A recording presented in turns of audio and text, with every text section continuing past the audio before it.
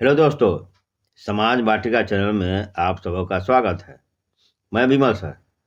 आज हम Bihar board NCERT book कक्षा 7 विषय नागरिक जीवन के चैप्टर नंबर 6 को देखेंगे। तो यह है चैप्टर नंबर अध्याय नंबर 6, जिसमें दिया हुआ है संचार माध्यमों को समझना। तो इस चैप्टर को हम पिछले 2 वीडियो में हम देख चुके हैं और आज हम तीसरे वीडियो में जो इस चैप्टर के जो कुछ पैराग्राफ, जो कुछ अनुच्छेद बचे हुए हैं, उसको हम देखेंगे और समाप्त करेंगे। तो चलिए बचे हुए भाग पर।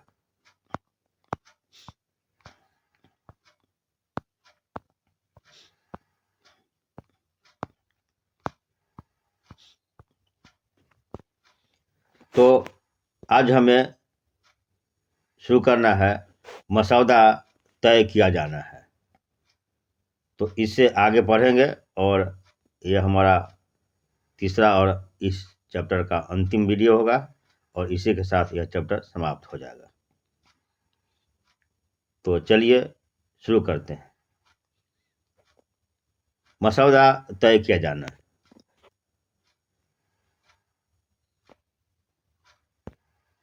किन घटनाओं पर ध्यान केंद्रित किया जाए, इनमें भी संचार माध्यमों की महत्वपूर्ण भूमिका रहती है। इसी के आधार पर यह तय कर देंगे कि क्या समाचार में दिए जाने योग्य है।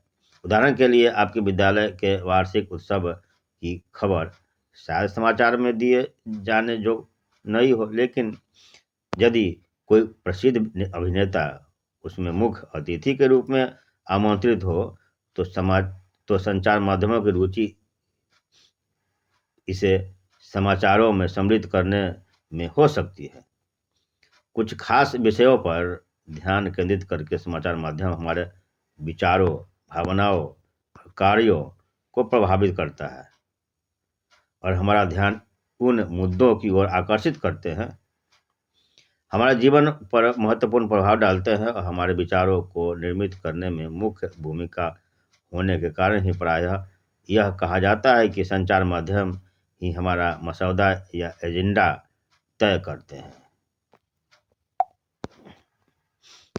अभी हाल ही में संचार माध्यमों ने कोला पेयों में कीटनाशकों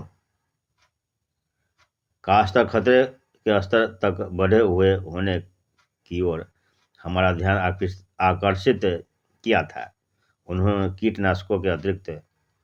कीटनाशकों के अत्यधिक मात्रा में होने की रिपोर्ट प्रकाशित की थी और इस तरह हमें कोला पेयों को अंतर्राष्ट्रीय गुणवत्ता व सुरक्षा मापदंडों के अनुसार नियमित रूप से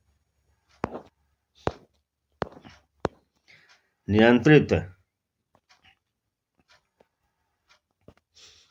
करने की आवश्यकता महसूस हुई। उन्होंने सरकार के दबाव के बावजूद निडरतापूर्वक घोषणा की कि कोला पीना सुरक्षित नहीं है।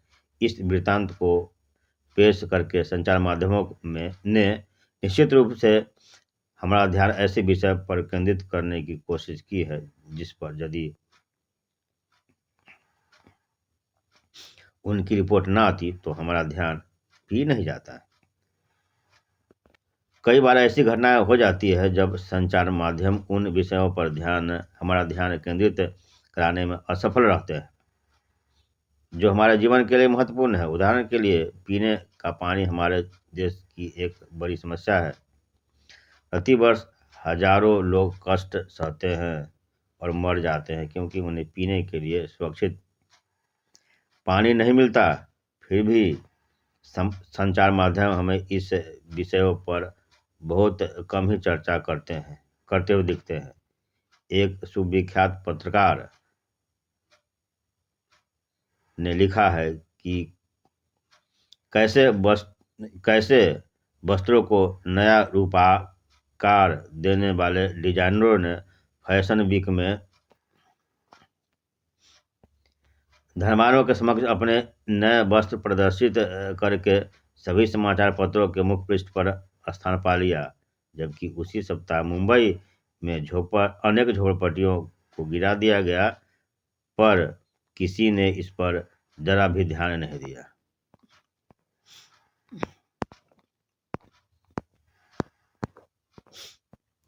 प्रजातंत्र के नागरिक के रूप में हमारे जीवन में संचार माध्यम बहुत महत्वपूर्ण भूमिका निभाते हैं, क्योंकि संचार माध्यमों के द्वारा ही हम सरकार के कामों को संबंधित विषयों के बारे में सुनते हैं। संचार माध्यम निश्चित करते हैं कि किन बातों पर ध्यान केंद्रित किया जाना है, और इस तरह वह एजेंडा निश्चित कर देते हैं। यदि कभी सरकार चाहे तो संचार माध्यमों को किसी घटना की खबर छापने से रोक सकती है। इसे सेंसरशिप कहा जाता है।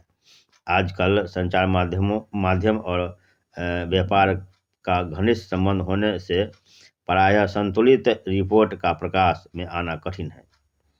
इसे ध्यान में रखते हुए हमारे लिए यह सजगता महत्वपूर्ण है कि समाचार से प्राप्त तथ्यात्मक जानकारी भी प्रायः पूर्ण नहीं होती है और एक पक्षीय हो सकती है। अतः हमें समाचार के विश्लेषण के लिए निम्नलिखित प्रश्न पूछने चाहिए। इस रिपोर्ट से मुझे कौन सी जानकारी मिल रही है?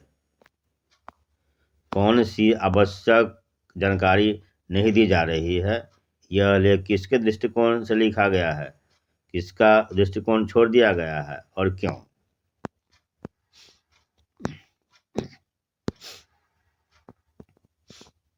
इसमें दिया गया है स्थानीय संचार माध्यम।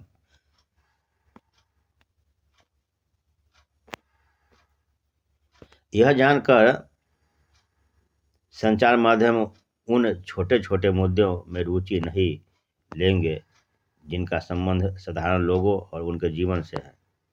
इसलिए कई स्थानीय समूह स्वयं अपना संचार माध्यम प्रारंभ करने के लिए आगे आए हैं। कई लोग सामूहिक रेडियो द्वारा किसानों को विभिन्न फसलों के मूल्यों के बारे में बताते हैं और उन्हें बीज तथा उर्वरकों के प्रयोग के बारे में परामर्श देते हैं। कुछ अन्य लोग काफ़ी सस्ते और आसानी से मिल जाने वाले वीडियो कैमरा इस्तेमाल करके विभिन्न निर्धन समाजों के वास्तविक जीवन की स्थितियों पर डॉक्यूमेंट्री फिल्म बनाते हैं, और कभी कभी तो इन गरीब लोगों को ही फिल्म बनाने के लिए कैमरे और तकनीकी ज्ञान का प्रशिक्षण भी देते हैं। दूसरी ओर खबर लहरिया नामक एक समाचार पत्र का है, जो उत्तर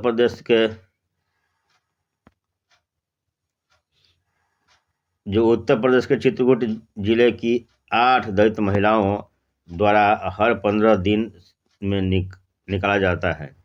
स्थानीय बुंदेली भाषा में लिखित इस 8 पृष्ठ के समाचार पत्र में दलितों से संबंधित विषयों, स्त्रियों के प्रति हिंसा और राजनीतिक भ्रष्टाचार से संबंधित रिपोर्ट होती है। इस समाचार पत्र के पाठक हैं किसान, दुकानदार, पंचायत के सदस्य, स्कूल के शिक्षक और वे महिलाएं जिन्होंने अभी हाल ही में पढ़ना लिखना सीखा है। आगे दिया हुआ है सामाजिक विज्ञापन। सामाजिक विज्ञापन किसे कहते हैं?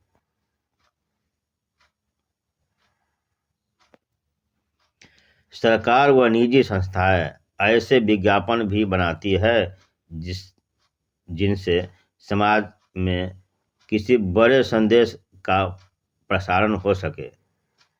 ये सामाजिक विज्ञापन कहलाते हैं।